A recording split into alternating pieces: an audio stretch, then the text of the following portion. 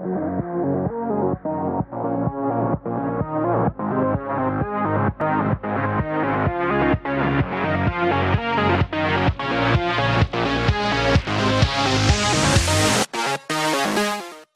gamers and welcome back to Game Warp. I'm Elwood. I'm Kim. And hi, this is Alex from N.U.T.Z. Should I have gone first? You guys wanted to go first. That's okay. But yeah, we are obviously joined today by Alex from Pandemonium Interactive, who's here to talk about the new game N.U.T.Z.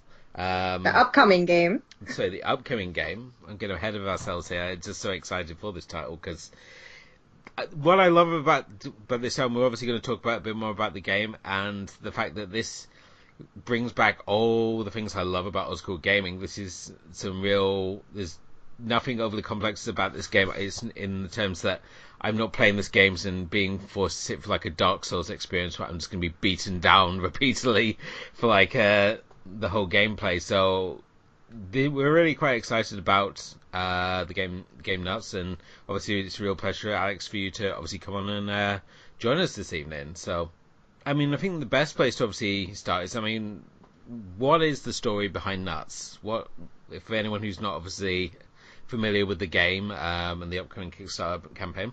I officially started working on the game in 2016. I was at the time attending Concordia University, and I was trying to get into their video games program. Unfortunately, to get into this program, they require you to have certain courses, and one of them was calculus. Well, all the calculus courses in linear algebra. Passed linear, passed the first calculus, and I could not get past Cal 2. I've been trying as I might since about 2013, 2014. Hasn't been going that well. So I get the official letter 2016 that they didn't consider my application at all. And at that point in time, I actually had gone backwards. I'm like, okay, well, to understand Cal 2, you got to take Cal 1. I took Cal 1. Okay, you can't understand Cal 1. Now you got to go back to, the math course before that. And I was just sliding backwards. I wasn't seeing any progress. I was getting away from my objective. And then they send this letter, and they're like, okay, well, we can't accept you in this program anymore. And I'm like, you know what? Screw it. I'm just going to go ahead and start working on my own game. And that's what I started to do from there. I started to kind of, put some stuff together, and basically the game came out of an idea that I had back in about 2012, because I had done work for this company called Four Green Steps, and originally they were looking into perhaps putting a game on their website. Unfortunately, that didn't go anywhere, but they let me keep the rights to the game. They didn't use the idea at all, and I ultimately transformed that work into what is coming now. So it's entirely different. Actually, the idea kind of exploded out of scope when I started getting the designers of the team together. I looked online, I started to find people. I found my first artist from Poland. David's a great guy. He's no longer with us in the project at the current moment, but he occasionally does some stuff time to time. Found my program in the U.S., and I've been growing my team from there. So how big is your team right now? Right now, there's myself, there is my programmer Milton, there's my artist James, and there's my new sound designer Joshua. And currently, all three of these folks are from the States. That's my core team. I mean, obviously the idea behind N.U.T.Z., I mean, this is a game about space, squirrels, and dinosaurs. Probably one of the more unique combinations of things we've seen coming out of the independent scene. So where did this idea come from to obviously create the game N.U.T.Z.? This idea kind of stemmed off of what I was working on in 2012 for this company, which again had the same premise of space invading dinosaurs wanting to, I guess, eat all the animals and plants on the planet because reasons. I didn't have reasons at that point in time, but it essentially involved you and the main character ZJ using fruit guns and all this other weird stuff because it was a health website. So it's like, okay, well, we'll go back to the idea of Donkey Kong 64 and give everyone, fruit-based weaponry or nut based weaponry. So I kind of deviated from that idea when I came into its current iteration. Now it's roughly the same thing. It's again about the space dinosaurs and your planet of anthropomorphic animals kind of being attacked by these guys. Now, all of that was kind of inspired by Mega Man, games like Contra, Jazz Jackrabbit for sure. So it's had a lot of influence in its design. Yeah, you can definitely, when you're looking at the game, I mean, you mentioned already about Mega Man. For myself, obviously being the Amiga gamer, I brought back like memories of playing like Terrakin. So it was a real throwback title to see something like this. I mean, it's the side-scrolling shoot 'em up with platforming elements, which something that we haven't seen a lot of recently, and it's always nice to see some of those old styles coming back, because now when you find, especially with AAA games, everything has to be about 400 hours long, and it's just nice to have something that's just taking things back to a more basic level and just have that pick up and play element, which we're obviously seeing with this game. I mean, these sort of characters, I mean, as well, it has been noted you've not gone, obviously being an independent game.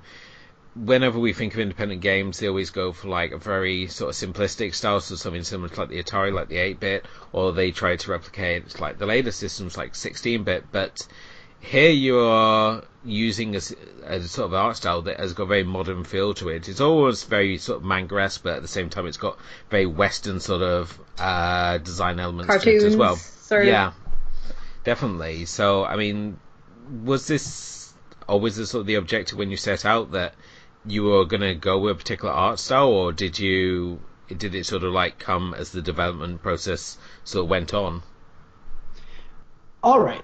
So when I started working on this, even from the outset, I was generally not looking to make a game, as you were mentioning, in the an Atari art format or an NES art format. Like, no, I didn't want your typical looking pixel game.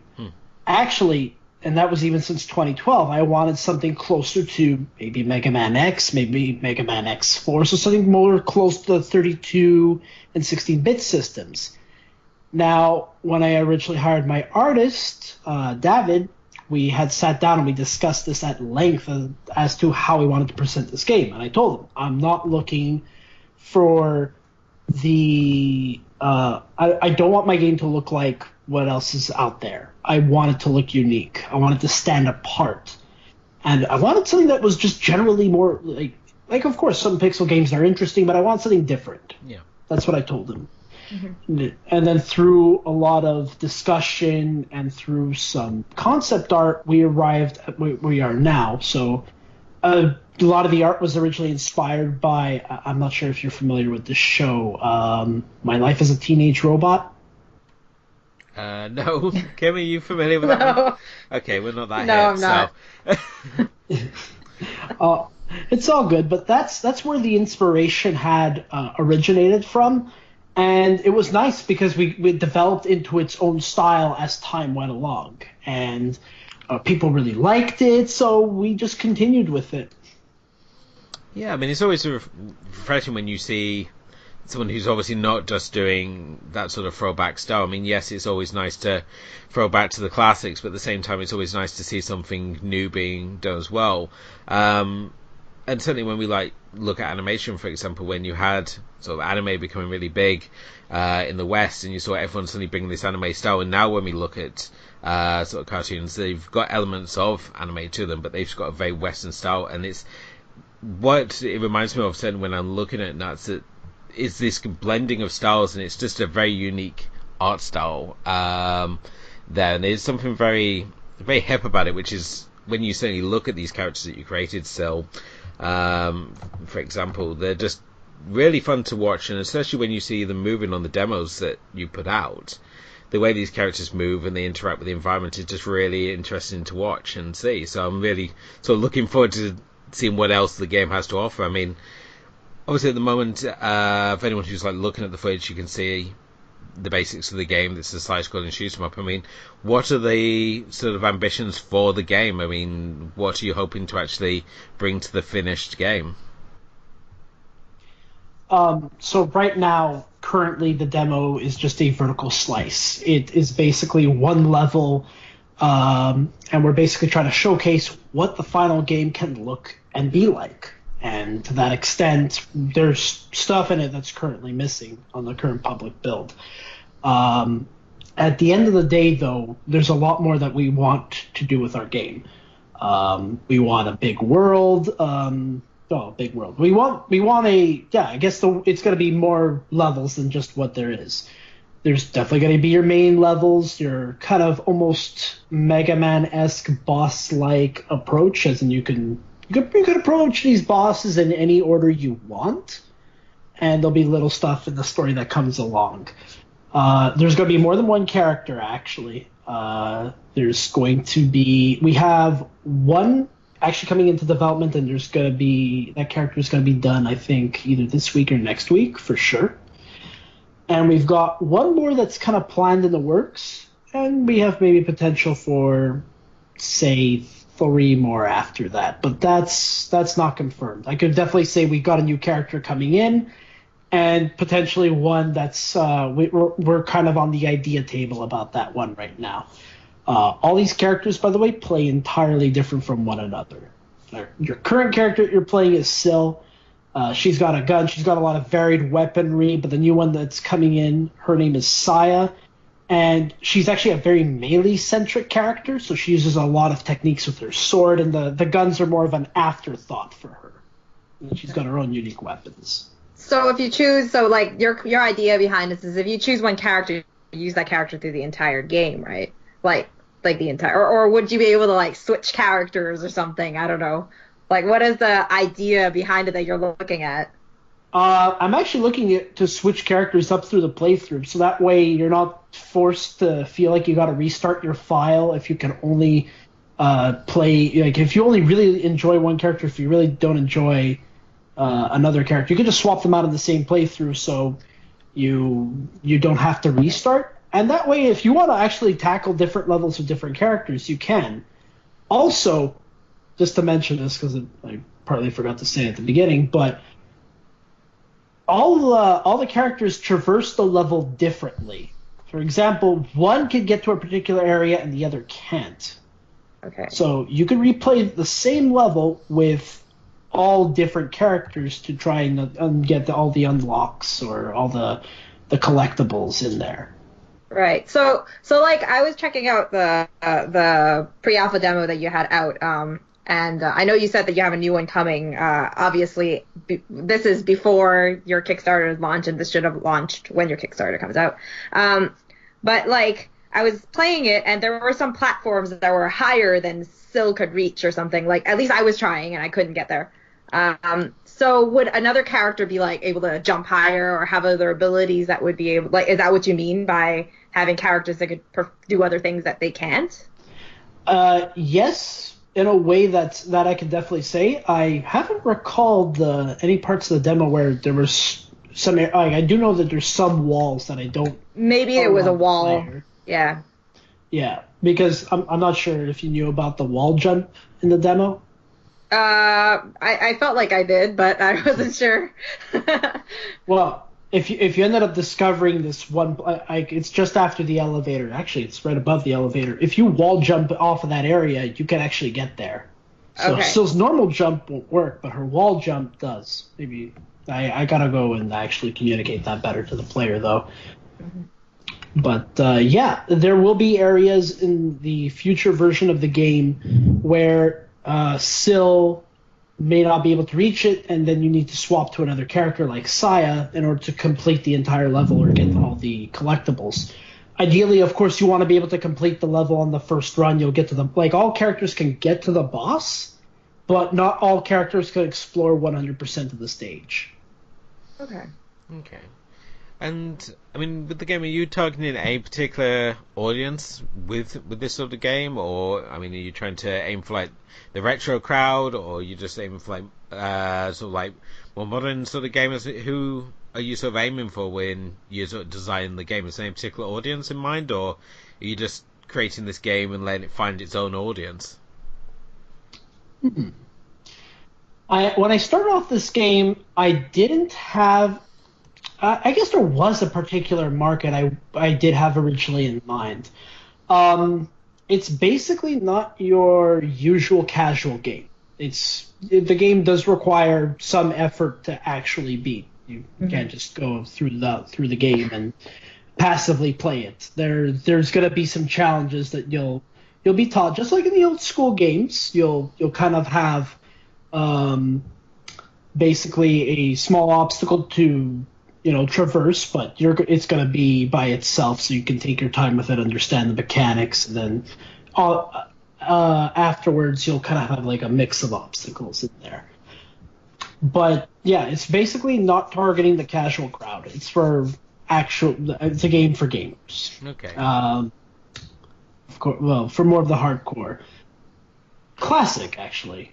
Basically your classics. People who enjoy platforms, well, that's certainly one of the target audiences I have. So new platform games kind of appeal a bit to the older crowd too.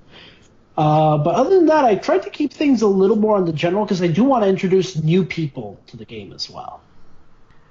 And, I mean, would you say there's now a larger audience for independent gaming than we've seen previously? Certainly we've seen companies such as Microsoft forming their own independent game divisions.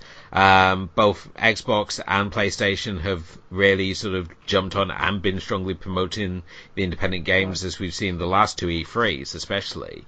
Especially with the N.U.T.Z and stuff too, and stuff like that. Oh god, the N.U.T.Z. What a name to name your brand.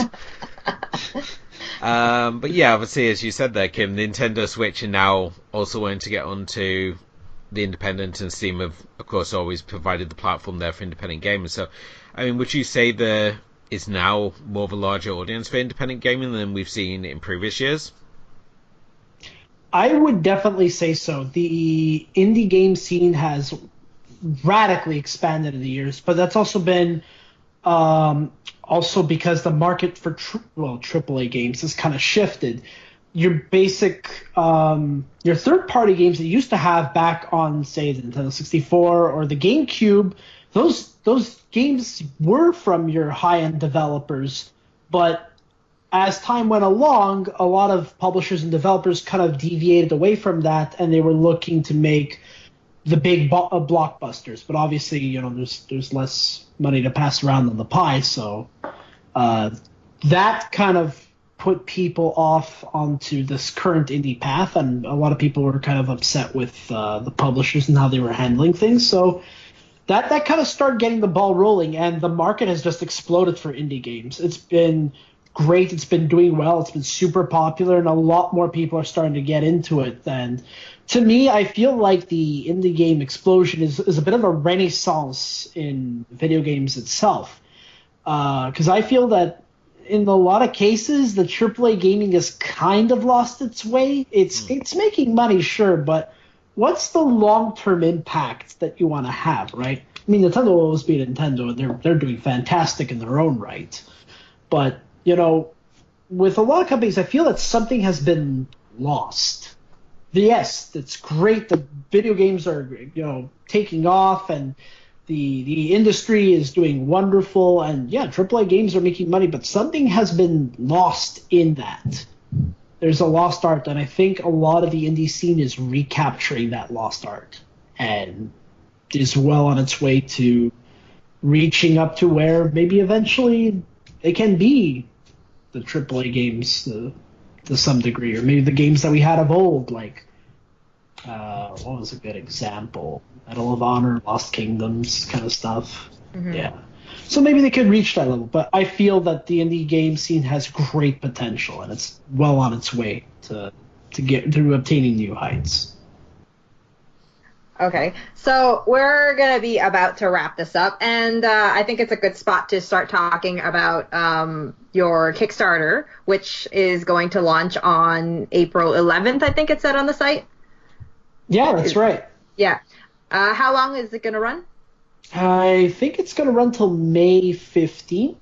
I believe that's the original date we had in mind. I've spoken about it at length with my PR person, Rachel. She Go Publix, absolutely fantastic. But yeah, that's where we're going to end it on, or about May 15th. Okay. Is there a general release date that you're looking at right now? For the final completed version of the game? Yes.